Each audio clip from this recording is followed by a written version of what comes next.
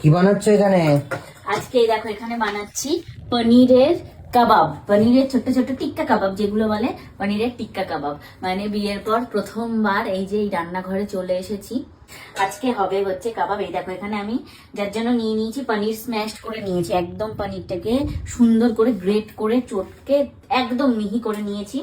এবার এর মধ্যে কিছু দেবো, এর মধ্যে এখন দিয়ে দিচ্ছি হচ্ছে এই যে শুকনো লঙ্কার এই যে গুঁড়ো, একটু এটা ঝাল ঝাল না হলে না পনিরের ইয়েটা ভালো লাগে না। তার মধ্যে আমি দিচ্ছি হচ্ছে এই যে একটু জিরের গুঁড়ো। দেখো রান্নাগুলো না আমি আমার মতন করে করি, খেতে খুবই টেস্টি হয়। তাই প্লিজ কেউ বলো না এটার মধ্যে এটা কেন দিলে, ওটার মধ্যে এটা কেন দিলে, কারণ রান্নাটা আমি আমার মতন করে করি। রান্না আমার কাছে টেস্ট হওয়া নিয়ে কথা। এই কথার মধ্যে চলে গেল এখানে ধনে গুঁড়ো। হ্যাঁ, জিরের গুঁড়ো গেল, ধনের গুঁড়ো গেল, আর হচ্ছে শুকনো লঙ্কার গুঁড়ো গেল। এই তিনটে গুঁড়ো গেল। হলুদেতে আমি দেবো না, কারণ কালারটা এরকম হোয়াইট কালারই রাখবো। একটুখানি এই যে দিয়ে দিচ্ছি 1 চামচ মতন এই যে গরম মশলার গুঁড়ো।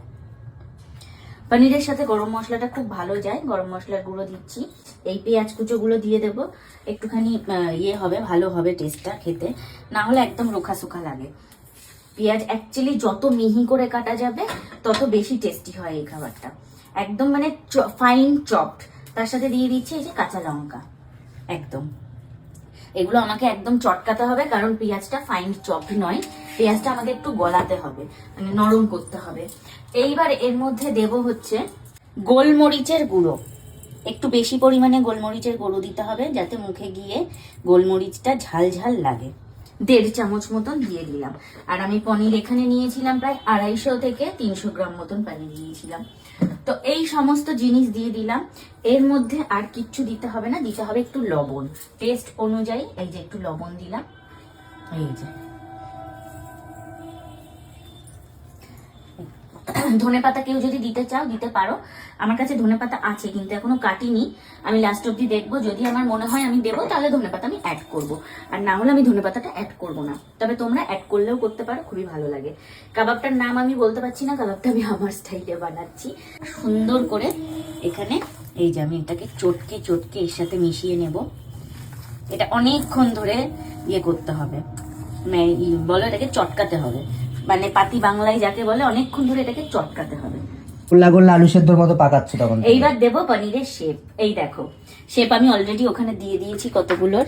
কিভাবে দিয়েছি এবার তোমাদেরকে চলো এইটা করে দেখাই। এই যে হাতের মধ্যে এরকম মন্ড করে নিয়ে সুন্দর করে এই যে হাতের চাটুতে চেপে চেপে আগে এটাকে শেপ করতে হবে। এই যে গাটা যেন একদম প্লেন হয়, আর এই যে আস্তে আস্তে আস্তে আস্তে করে ঘোরাতে হবে, এরকম এরকম করে।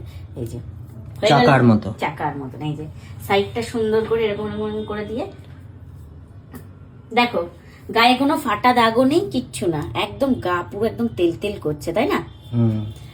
গা যত প্লেন হবে তেল তেল করবে, কাবাবটা ভেঙে যাওয়ার সম্ভাবনা ততই কম থাকবে। আর যত গা এরকম মানে ফাটা ফাটা ফাটা ফাটা হবে, তত বুঝতে পারবে কাবাব ভাজতে গেলেই ফেটে যাবে, ছেড়ে যাবে। এই যে দেখো কি দারুণ শেপ হয়েছে, খেতেও এটা হয় ভীষণ সুন্দর। তোমরা মানে ঘরে যারা চাইছো যে সন্ধ্যাবেলা একটু স্ন্যাক্স খাবে বা কিছু, তোমরা প্লিজ একবার বানিয়ে খেয়ে দেখো, প্রেমে পড়ে যাবে। এই যে বানিয়ে দিলাম। তো চলো এইবার এইগুলোকে আমি সুন্দর করে এই যে এইরকম একটা প্যানে দেবো, এইরকম একটা প্যানে দিয়ে হালকা বাটারে জাস্ট এপাশ ওপাশ করে টস করব। বাহ, এই তো সুন্দর হয়ে গেছে দেখছি। জাস্ট হালকা একটু বাটার দিয়ে একে একে এই যে সুন্দর করে সাজিয়ে দিয়েছি। এই দেখো এক পিঠ এপিট ওপিট করে জাস্ট ভেজে নিতে হবে, আর কিচ্ছু কাজ নেই। আর এর সাথে যে সসটা বানাবো, শুধু এই সসটাতে ডুবিয়ে ডুবিয়ে খেতে হবে। এর সাথে কিসের সস আছে? পুদিনা? এর সাথে চাইলে পুদিনার সসও খেতে পারো, বা এমনি মেয়োনিজ দিয়েও খেতে পারো, কিন্তু পুদিনার সসটা বেশি ভালো লাগে এর সাথে। সুন্দর হয়েছে, পারফেক্ট, কি সুন্দর শেপ হয়েছে। একটাও ভাঙেনি কিন্তু, দেখেছো? ওয়েল শেপ, একটাও ভাঙেনি, ভাঙতে দিইনি আমি। এই দেখো জাস্ট ধরে ধরে সুন্দর করে। আর এইরকম একটা মানে খুন্তি লাগবে, মাথাটা একদম মানে সুচালো। হ্যাঁ, চাপাটি খুন্তি যেগুলো। সুন্দর হয়েছে। এই যে একটু এরকম করে করে ভেজে নিতে হবে, এপিট ওপিট করে দাঁড়িয়ে থেকে ভাজতে হবে। এই যে গ্যাসের ফ্লেম ধরে ধরে করতে হবে, খুব বেশি গ্যাসের ফ্লেম হয়ে গেলে ওই পুড়ে উঠবে, আবার কম হলেও হতে টাইম লাগবে। প্রথমে আমি একটু কম দিয়ে করেছি, যেই দেখেছি এপিটোপিক দুবার ভাজা হয়ে গেছে, দেন গ্যাসের ফ্লেমটা আমি বাড়িয়ে দিয়ে এই যে জাস্ট একটু লাল লাল করে এই যে ভেজে নিলাম। এই দেখো উল্টালেই এরকম লাল কালার হয়ে যাচ্ছে। প্রথম একটু কম আঁচে ভাজবে, তারপর আঁচটা বাড়িয়ে দেবে। কি বানিয়েছি গো, মানে নিজের হাতের উপর মনে হচ্ছে নিজেই চুমখাই। কি দারুণ যে স্মেলটা বেরিয়েছে। স্বর্ণ নাকে যাচ্ছে, যাচ্ছে নাকে, আসছে। দারুণ একটা স্মেল বেরিয়েছে। তো এই দেখো আমার পনির কাবাব এখানে রেডি। তার সাথে খাওয়ার জন্য এই যে ধনে পুদিনার চাটনি আর এই যে পেঁয়াজ নিয়ে বসে পড়েছি।